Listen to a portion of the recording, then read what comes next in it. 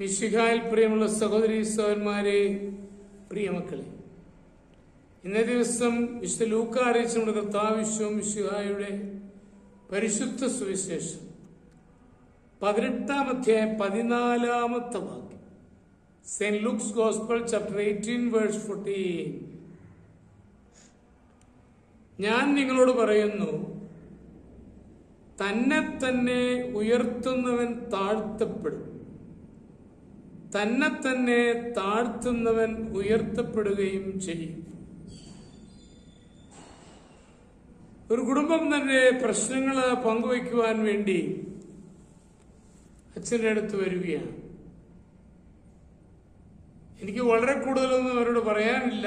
അതുകൊണ്ട് ഞാൻ പറഞ്ഞു, അല്പസമയം പ്രാർത്ഥനയിൽ ചെലവഴിച്ചിട്ട് വരിക. പ്രാർത്ഥനയ്ക്ക് ശേഷം അവർ വന്ന് ഇരുന്നു. അവരുടെ പരാതി മറ്റൊന്നുമായിരുന്നില്ല.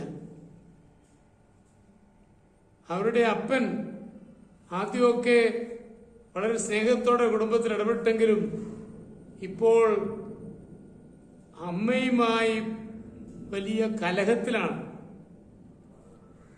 അമ്മ എന്തു പറഞ്ഞാലും അപ്പന് ഇഷ്ടപ്പെടുകയില്ല. എപ്പോഴും വീട്ടിൽ വഴക്കാണ്.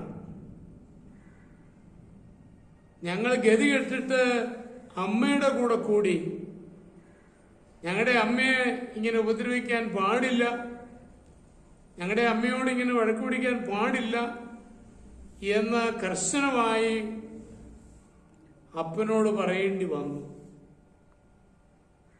അപ്പോൾ അപ്പൻ ഞങ്ങളോട് ചൂടാവും, ഞങ്ങൾ തിരിച്ചു. അങ്ങനെ വീട്ടിൽ എല്ലാ ദിവസവും തന്നെ വഴക്കും വയ്യാവേലിയുമാണ്. അച്ഛൻ തൻ്റെതായ രീതിയിൽ ചെറിയ ഉപദേശങ്ങളെല്ലാം കൊടുത്തു. എങ്കിലും വീണ്ടും അവരെ ദൈവസന്നിധിയിലേക്ക് വിളിച്ചു. അല്പനേരം വീണ്ടും പ്രാർത്ഥനയിൽ മുഴുകിയതിനു ശേഷം, ആ കുടുംബത്തെ രക്ഷിക്കണമേ, ആ കുടുംബത്തിൽ സ്വയം വിട്ടുകൊടുക്കുവാനും ക്ഷമിക്കുവാനും പൊറുക്കുവാനുള്ള കൃപ ഈ മക്കൾക്ക് നൽകണമേ എന്ന് അച്ഛൻ പ്രാർത്ഥിക്കുകയായി.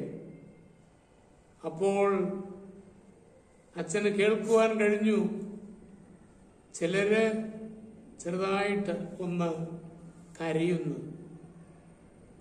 എല്ലാം കഴിഞ്ഞ് ചൊന്നിച്ചിരുന്നപ്പോൾ അവര് തുറന്നു പറഞ്ഞു, ഞങ്ങളുടെ ഭാഗത്തും തെറ്റുണ്ടച്ചു. അപ്പനെ ഞങ്ങൾ വളരെയേറെ തിരസ്കരിച്ചു. അമ്മയുടെ സൈഡ് കൂടി ഞങ്ങൾ അപ്പനെ വഴക്ക് പറഞ്ഞു. അപ്പനതിൽ സ്വാഭാവികമായ വിഷമം ഉണ്ടാകും എന്ന് ഞങ്ങൾക്കറിയാം. ഇനി മേലാൽ ഞങ്ങൾ അങ്ങനെ ചെയ്യില്ല എന്നാ മക്കൾ പറയുകയാണ്. ആ അപ്പനും പറഞ്ഞു, എന്റെ ഭാഗത്തുനിന്നും തെറ്റുണ്ടച്ചു. ഞാനിവരെ മനസ്സിലാക്കിയില്ല. ഇവരോട് ഞാൻ ഇടപെട്ടത് തെറ്റായ രീതിയിലാണെന്ന് എനിക്ക് പിടികിട്ടുന്നു. അങ്ങനെ അവര് സ്വയം അവരുടെ തെറ്റുകൾ ഏറ്റുപറഞ്ഞുകൊണ്ട് ആ കുടുംബം രക്ഷയിലേക്ക് കടന്നു വന്നത് ഞാനിവിടെ അനുസ്മരിച്ചതിന് കാരണം ഈശോ പറഞ്ഞു, നമ്മള് നമ്മെ തന്നെ താഴ്ത്തുമ്പോഴാണ് അതെ ആ കുടുംബം രക്ഷപ്പെടുക. അവിടെയാണ് ദൈവത്തിന്റെ കൃപ നമുക്കുണ്ടാവുക. ചുങ്കക്കാരനെ ഫരിസേനെയും കഥ പറഞ്ഞുകൊണ്ടാണല്ലോ ഈശോ ഇത് പറഞ്ഞത്. ആ എളിമയോടെ ചുങ്കക്കാരനെ പോലെ കുറവുകൾ ഏറ്റുപറയുന്ന ഒരു മനോഭാവം ഉൾക്കൊള്ളുവാൻ നമുക്ക് എല്ലാവർക്കും കഴിയട്ടെ. നമ്മുടെ കർത്താവ് മിശിഹായുടെ കൃപയും പിതാവായ ദൈവത്തിന്റെ സ്നേഹവും പരിശുദ്ധാത്മാവിന്റെ സഹവാസവും നിങ്ങളെല്ലാവരോടും കൂടി ഉണ്ടായിരിക്കട്ടെ, എപ്പോഴും എപ്പോഴും എന്നേക്കും. ആമേൻ.